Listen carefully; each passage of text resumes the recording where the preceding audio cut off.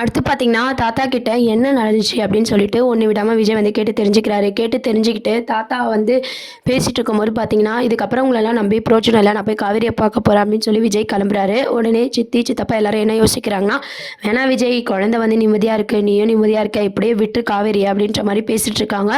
வாய மூடுங்க. என் பொண்டாட்டி நீங்க அனுப்பிச்சதே தப்பு. யார கேட்டு அனுப்பிச்சீங்க? இப்ப இனிமே உங்க பேச்செல்லாம் நான் கேட்கிற மாரி இல்ல அப்படின்னு சொல்லிட்டு விஜய் வந்து கிளம்பி போறாரு. கரெக்ட்டா வந்து பார்த்தீங்கன்னா, காவேரி ஊர்லேருந்து வரத்துக்குள்ளேயே விஜய் வந்து அங்க போறாரு.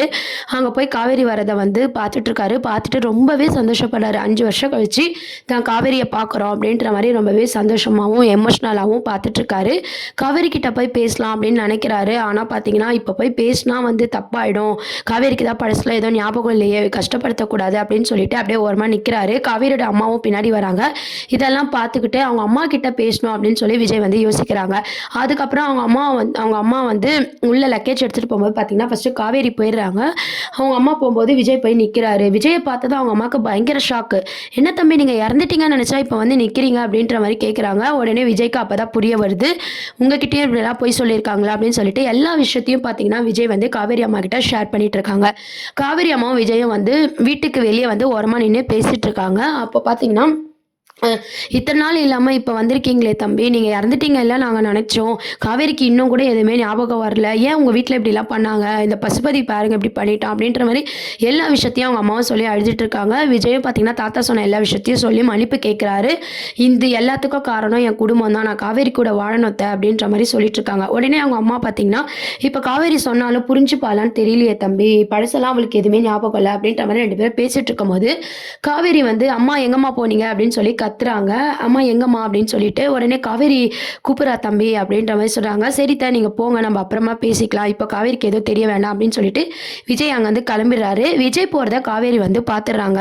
அப்புறம் அவங்க அம்மா வந்தோனே கேட்குறாங்க, "யாரும்மா அவரு? என்ன பேசின்னு இருந்தீங்க?" அப்படின்னு சொல்லிட்டு, "இல்லடி வழி அட்ரஸ் ஏதோ கேட்டாரு" அப்படின்ற மாரி அவங்க அம்மா வந்து சமாளிக்கிறாங்க. ஏன்னா காவேரிக்கு உண்மை தெரிஞ்சா, காவேரி வந்து அத எப்படி எடுத்துப்பான்னு தெரியல அப்படின்ற மாரி அவங்க அம்மா வந்து யோசிக்கிறாங்க. உடனே காவேரி என்ன சொல்றாங்கன்னா, "இவருதாம்மா அம்மாவோட அப்பா. நான் கனவுல பார்த்தேன்னு சொன்னேன்ல ஒருத்தர. நான் அடிக்கடி உன்கிட்ட கூட சொல்லிட்டு இருப்பேனே, அது இவருதாம்மா" அப்படின்ற மாரி காவேரி சொல்லும்போது, அப்பதான் சாரதாவுக்கு தெரியுது, விஜய தம்பிய தான் வந்து காவேரி சொல்லியிருக்கா. அப்போ காவேரிக்கே தெரியாம விஜய் தம்பிய வந்து கனவுலலாம் காவேரி பார்த்துட்டு இருக்கா அப்படின்னு சொல்லி ரொம்பவே சந்தோஷப்படுறாங்க. இத உடனே நிவின் மாப்பிள்ளை கிட்ட சொல்லணும் அப்படின்னு சொல்லிட்டு சாரதா வந்து யோசிக்கிறாங்க. அதுக்கப்புறம் "சரி வாம்மா உள்ள போலாம்" அப்படின்னு சொல்லிட்டு 2 பேரும் உள்ள போறாங்க.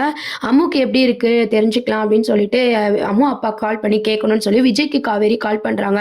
காவேரி கால் பண்ணதும் நம்ம விஜய்க்கு பயங்கர சந்தோஷமா இருக்கு. "ஹலோ சொல்லு காவேரி" அப்படின்ற மாரி பேசுறாங்க. உடனே காவேரி "என் பேர் உங்களுக்கு எப்படிங்க தெரியும்?" அப்படின்ற மாரி கேட்கும்போது, "இல்லங்க ஸ்கூல்ல விசாரிச்சேன்" அப்படின்ற மாரி சொல்லிடுறாரு. "இல்ல மன்னிப்பு கேட்கலான்னு சொல்லிட்டு வந்தேன். இந்த மாரி நன்றி சொல்லணும் உங்களுக்குலாம். நான் குழந்தைய வந்து கேர்ஃபுல்லா வந்து நீங்க பார்த்துக்கிட்டீங்க. அது வந்து நான் உங்களுக்கு நன்றி சொல்லணும்" அப்படின்ற மாரி விஜய் சொல்றத கேட்டுட்டு இருக்காங்க. அதுக்கப்புறம் காவேரி பேசுற ஒவ்வொரு வார்த்தையும் விஜய் வந்து ரசிச்சு கேட்டுட்டு இருக்காரு. பாப்பா எப்படி இருக்கான்னு கேட்டு விசாரிச்சு காவேரியும் ஃபோன வச்சுர்றாங்க. விஜய் பயங்கரமா அதுக்கப்புறம் பார்த்தீங்கன்னா, ஸ்கூலுக்கு போறாங்க மறுநாள். ஸ்கூலுக்கு போனதும் காவேரி பிரின்சிபல்லாம் என்ன சொல்றாங்க அப்டின்னா, அம்முவோட அப்பா உங்க அட்ரஸ் கேட்டாங்க. நாங்க குடுத்தோம். வந்தாரா?" அப்படின்ற மாரி சொல்றாங்க.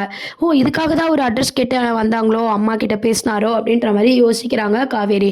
விஜயும் வந்து அம்முவ கூட்டிட்டு கரெக்ட்டா வராங்க. "என்னங்க நேத்து என் வீட்டுக்கு வந்தீங்களா?" அப்படின்னு கேட்கும்போது, "ஆமாங்க. அதான் ஆல்ரெடி நான் ஃபோன்ல சொன்னேன் இல்லையா? நீங்க அம்முவ நல்லா பார்த்துக்கிறீங்க.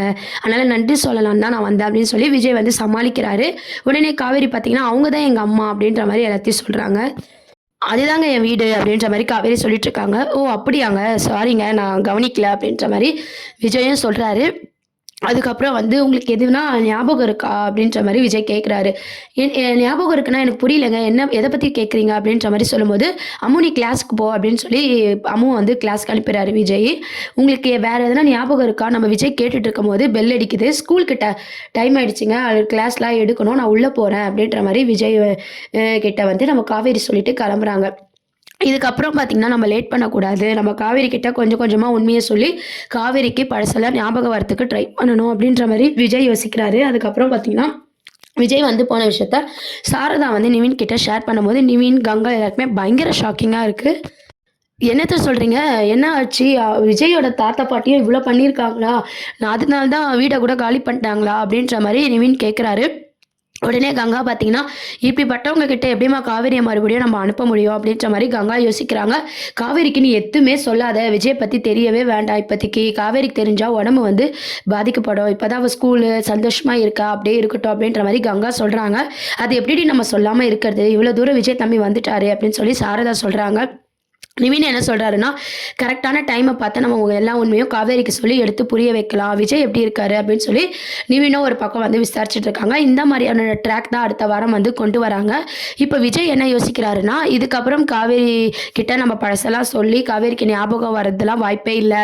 அதனால நம்ம வந்து காவேரி கிட்ட வந்து லவ் ப்ரப்போஸ் பண்ணலாம். ஃபர்ஸ்ட்லேருந்து அந்த லவ் ட்ராக்க வந்து கொண்டு வர போறாங்க. காவேரி அடிக்கடி பார்த்து பேசுறது, 2 பேரும் ஒருத்தருக்கு ஒருத்தர் புரிஞ்சுக்கிறது, அந்த அண்டர்ஸ்டாண்டிங், லவ் இந்த மாரியான ஒரு ட்ராக் கொண்டு வராங்க. நம்ம காவேரிக்கு பழசெல்லாம் ஞாபகம் வர வரைக்கும் நம்ம விஜய் வந்து இந்த மாதிரியான இதெல்லாம் ட்ரை பண்ணிட்டு இருக்க போறாரு.